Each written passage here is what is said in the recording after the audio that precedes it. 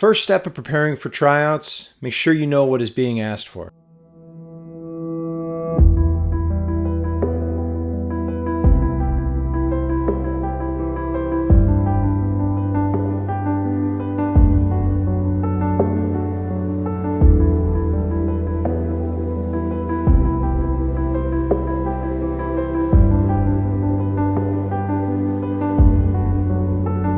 First step of preparing for tryouts, make sure you know what is being asked for. Some of this is going to seem like a review from the last webinar, but more than anything, know what is being asked. Read the rules, reread the rules, just like that great quote from the movie The Skulls, we live by the rules, we die by the rules.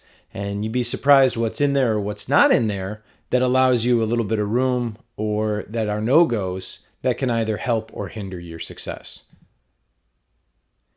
Let's start with time, right? How much time do you have to get ready for tryouts in days? So how many days do you have? How much time do you need to travel? How much time do you need to develop your program? These are all things that may require a little bit further thought, and they definitely require some concentration and some focus. And how much time, do you have, right? And that's in relation to your life, in relation to your job. All of these things will impact how you can practice and what you can get done. So, how many days until tryouts? The time and days. Do you know? Well, if you know, it's a lot simpler. If you know, then you obviously have a very clear deadline of how long you've got, how long it's going to take, and what you need to do in order to get there, in order to land where you need to. It's difficult taking off when you don't necessarily have a landing date. So if you don't know, my recommendation is to come up with one. Now, I remember from conversations and from looking at the rules, it's sometime between January and March. So that to me says worst case scenario, end of January, best case scenario as far as time is concerned, end of March.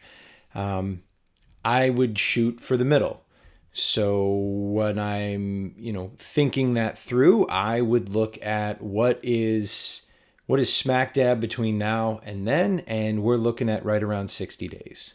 So 60 days, 2 months, and that way you can plan effectively. If you end up with more, great, you can refine further. If you end up with less, well, hopefully you're not too far from where it is. Do you have a budget? You definitely need to consider as far as trying out, as far as traveling, and as far as the food that you're going to be purchasing. And then planning for the unknown. This is time involved in your calendar where you're going to have to make some adjustments. And I know it seems a little contradictory to be able to plan for the unknown, but the best way to do that is to build yourself a buffer, leave yourself a little bit of time with as much reasonable room for error as you can. Right now, my wife and I are trying to make some plans, and quite honestly, it just doesn't make sense for us to try and plan it out. Obviously, with kind of the state of the world right now, there are a lot of things going on. There's a lot of variables that we have absolutely no control over. So we're planning for the things that we can, and we're adapting and kind of leaving ourselves some deadlines and just continuously checking in on when we're going to be able to pull the trigger and move forward. And that's really what needs to happen. Deal with the variables you can and leave room to adapt to the unknowns. This is where having the experience of talking to somebody who's been there is always helpful. Getting a little bit of wisdom, a little bit of clarification, it will make a world of difference in being able to plan and understand some of the bumps and bruises that lie ahead. Some cold food notes to make sure you walk away with. Make the most out of every practice. If you put up a practice today, and you've sliced your pieces and you've laid everything out, great. Make sure you taste it. I would try and make a little bit extra, especially in the earlier stages, to get the taste right before you're trying to dial in your production size. But make sure that that platter then gets wrapped and stored in the refrigerator, and lay that platter out again. You don't have to go through the work of making a platter every single time or making fresh food every single time to reuse them. If you're working on a piece and you're trying to dial a piece in, work it. Make the piece, get it done, and hold on to it. Store it in ice. And then when 4 or 5 or 6 or 7 days later, when you're getting ready to lay out, slice that piece, lay it out.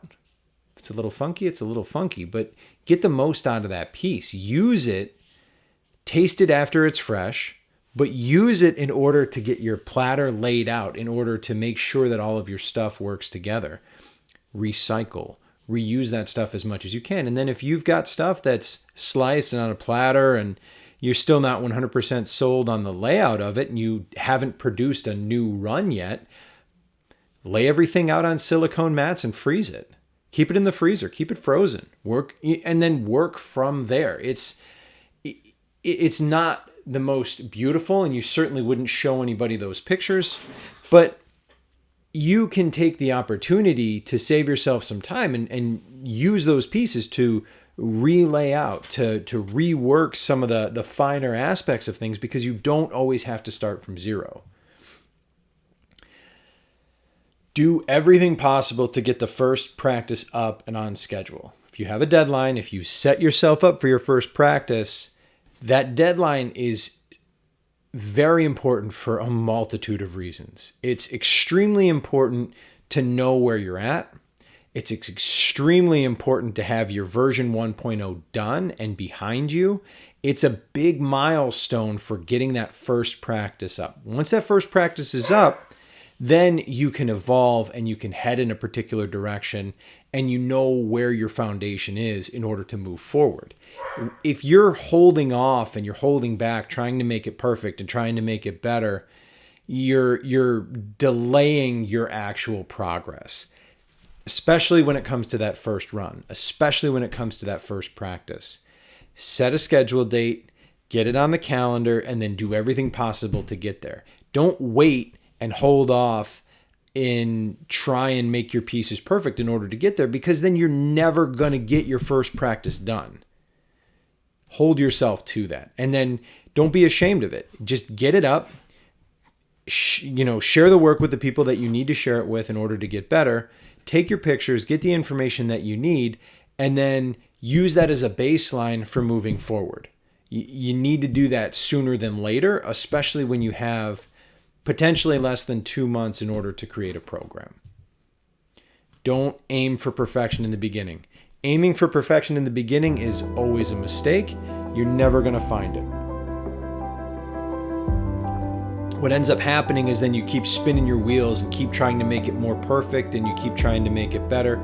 At some point, you've just got to say enough, and you've got to proceed forward. You have to push, and you have to get it up, and you have to get it done. And you just need to create a baseline and then know what you need to do in order to make those things better. Remember that edible needs to be delicious. If it's edible food, delicious has to come before anything else. It has to be very aesthetically pleasing, but it needs to be delicious. Those are just a couple clips from my most recent webinar on preparing for Team USA tryouts for the 2024 Olympics. Please subscribe, connect, comment, share if any of this information's helped you or you think it could help somebody else. I'm here to bridge the generation that's difficult to connect with the generation that doesn't really know what they're missing. That's why I'm here. I'm here as a mentor, a coach, a teacher, in any capacity that I can be. Stay tuned for an exciting year ahead. Really looking forward to sharing with you some of the media that's been created and the techniques and tools that exist.